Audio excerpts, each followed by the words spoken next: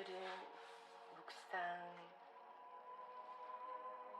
4일째 심생활 입문을 통해서 주님을 묵상하는 방법을 더 깊이 새겨볼까 해요. 심심생활 입문 1장 기도의 필요성. 우리가 기도를 드리는 하느님께는 당신의 빛으로 우리의 이성을 비추시고 초자연적인 사랑의 불꽃으로 우리 의지를 따뜻하게 되어주십니다. 우리 이성의 무지를 깨치고 우리 의지가 타락하게 벗어난다면 우리 영혼에 이보다 더 유익한 일은 없습니다. 기도는 하느님께서 내리는 축복의 물입니다. 이 물은 우리 안에 흐르며 선한 생각의 싹을 틔우고 영혼의 결합을 씻어내주며 마음의 갈증을 해소해줍니다. 특히 내가 그대에게 권하고 싶은 것은 마음의 기도, 곧 묵상 기도이며 그 중에서 주님의 생애와 순환에 대한 묵상입니다.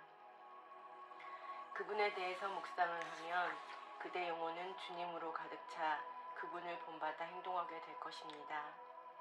주님께서는 세상의 빛이십니다. 그러므로 우리는 주님 안에서 주님을 통해 그리고 주님을 위해 그 빛을 받아 깨우치게 될 것입니다. 주님은 생명의 나무이시기에 우리는 그 그늘에서 휴식을 취하게 될 것입니다. 주님은 생명을 주는 야고보 우물이시기에 우리는 그곳에서 모든 죄를 씻어내게 될 것입니다.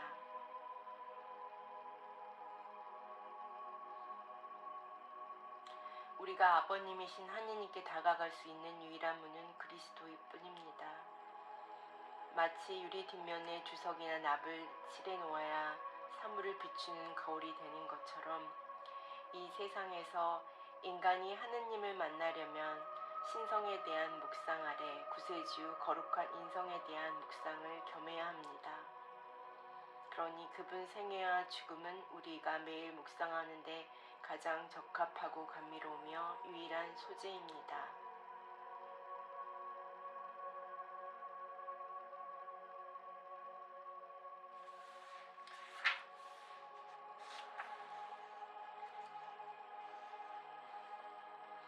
묵상의 2단계 성찰. 하느님과 영적 세계에 대해 묵상하는 것으로 이른바 성찰이가 하는 것이 있습니다. 묵상은 연구나 사색과 다릅니다.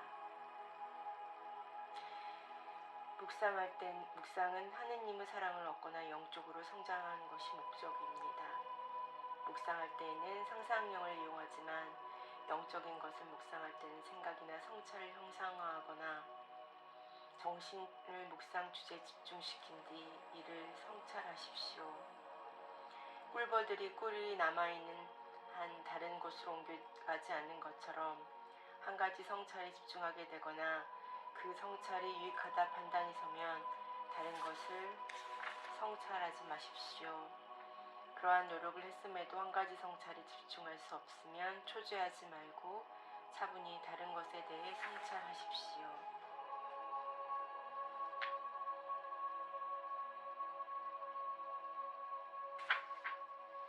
저는 이번에는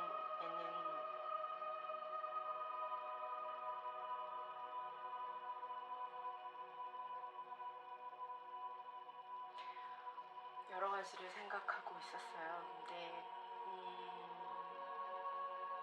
이 글귀를 보니 조금 한 가지에 집중할 필요가 있을 것 같습니다.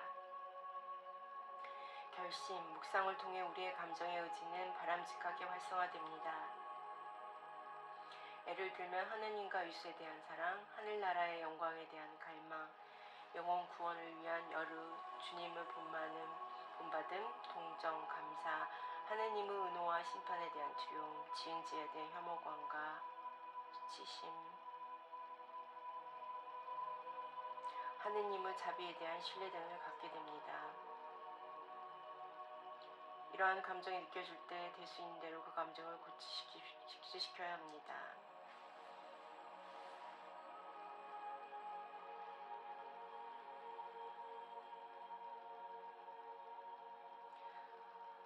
쓸데없는 감정에 얽매여 그대 자신의 진보를 위한 특별한 결심을 세울 일을 소홀히 해서는 안 됩니다.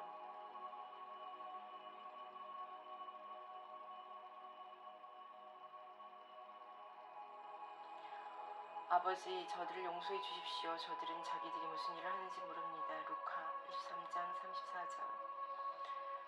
이 말씀처럼 묵상을 하면서 예수님을 본받아 원수를 용서하고 사랑하겠다는 결심으로 그대의 영혼을 깨우쳐야 합니다. 그리고 당장 실천할 수 있는 구체적이고 실제적인 결심을 해야 됩니다.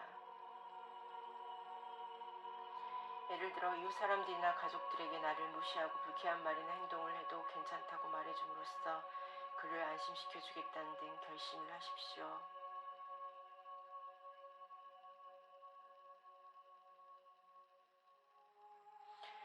이렇게 하면 막연한 결심이나 노력으로 쉽게 고칠 수 없는 결점들을 바로 고칠 수 있을 것입니다. 묵상 끝에는 겸손한 마음으로 그대가 힘써야 할 3가지가 있습니다. 첫째는 감사이며, 둘째는 선하심과 자비하신 아드님의 죽으심과 공론에 화합하는 그대의 결심을 하느님께 봉헌하는 것입니다. 셋째는 당신 아드님의 죽으심의 공로를 나눠주시기를 간구하고 그대의 결심에 축복하시어 이를 실천할 수 있게 해주시기를 청해야 합니다.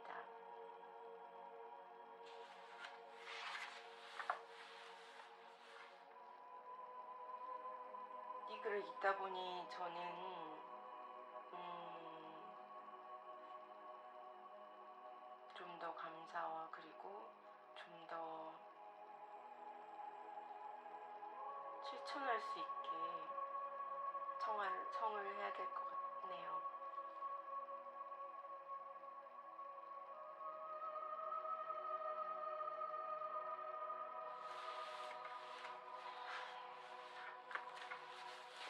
오늘의 성경은 시편이에요.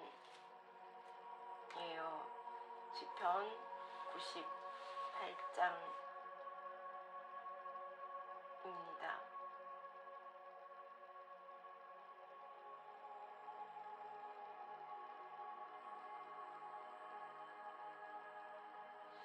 주님께 노래하여라. 새로운 노래를 그분께 기적을 일으키셨다. 그분은 오른쪽이 그분의 거룩한 팔이 승리를 가져오셨다. 주님께서 민족의 눈앞에 당신의 구원을 알리셨다. 당신의 정의를 드러내 보이셨다. 주님께 환성을 올려라. 온 세상아, 즐거워하며 환호하여라. 찬미의 노래를 불러라.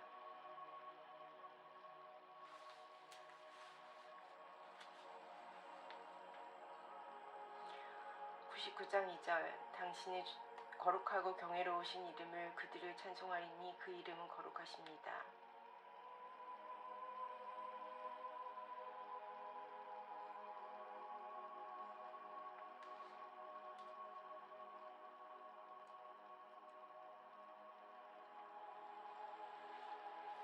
시편 99장 8절 저희 하느님, 주 저희 하느님, 당신께서는 그들에게 응답하셨습니다. 당신은 그들에게 용서하시는 하느님, 그러나 그들의 악행은 응징하셨습니다.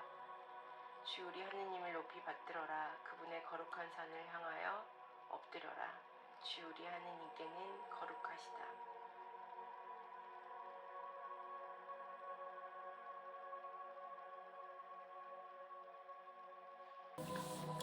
오늘의 묵상은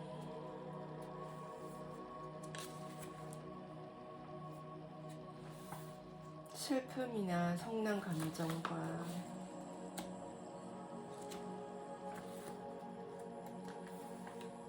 기쁨에 대해서 이야기해 볼까 합니다.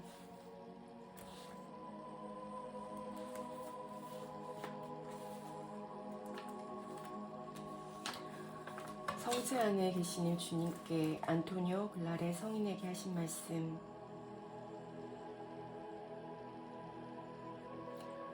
1862년 8월 26일이었다. 나는 묵주 기도를 바치고 저녁 7시경에 성체 조배를 하고 있었다. 그때 주님께서 나에게 큰 은총을 드러내셨는데 내가 성체를 낮이나 밤이나 모시고 있을 정도로 성스러운 형상들을 내 가슴에 남기셨다. 그로 인해 내가 은총의 삶에 더 깊이 들어가고 끊임없이 집중하면서 성장할 수 있었던 게 틀림없다. 그날 주님께서는 안토니오 마리아 글라렛 주교와의 성체 앞에 15분 대화를 모든 영혼들에게 전하게 하셨다. 많은 것들을 알아야 꼭 나의 마음에 드는 것이 아니다. 나를 매우 사랑하는 것으로 충분하다. 감실 앞에서 제일 친밀한 친구와 이야기를 하듯 나에게도 그렇게 이야기를 하여라.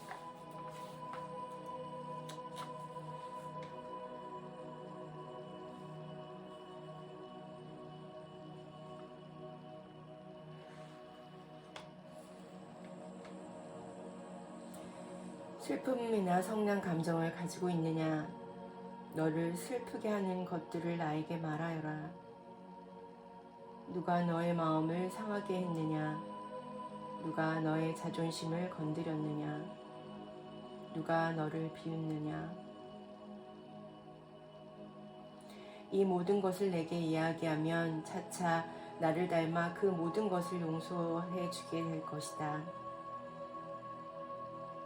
용서함으로써 위로의 축복을 받게 될 것이다. 내 영혼 안에 말할 수 없는 우울을 느끼느냐? 내 마음을 괴롭히는 불안이 이유 없이 소멸하지 않음을 느끼느냐? 나는 너와 함께 있다. 나는 모든 것을 보고 들으며 한순간도 내 곁을 떠나지 않겠다.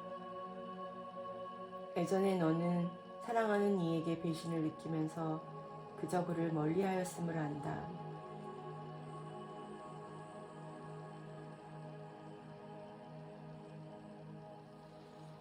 이제 그를 위하여 나에게 청혼하여라. 성화에 방해되지 않는다면 내가 그들을 내 곁으로 인도해 주리라.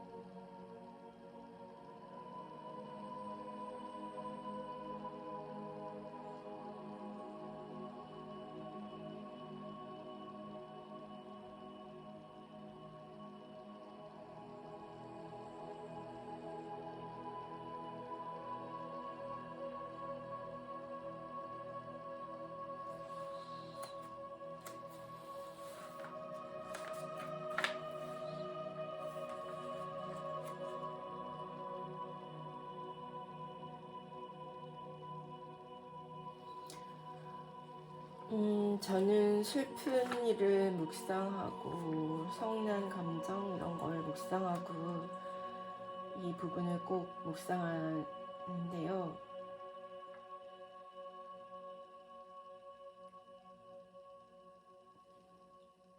나에게 알려주고픈 기쁨이 없느냐? 너의 친구인 나를 왜 그렇게 그 기쁨에 참여시킬 수 없느냐? 지난번에 감실 앞을 차지한 후에 나의 마음은 위로를 받았다. 얼마나 기쁨을 느꼈는지 말하여라. 뜻밖의 생긴 기쁜 일은 없었느냐? 좋은 소식을 듣게 되지 않았느냐?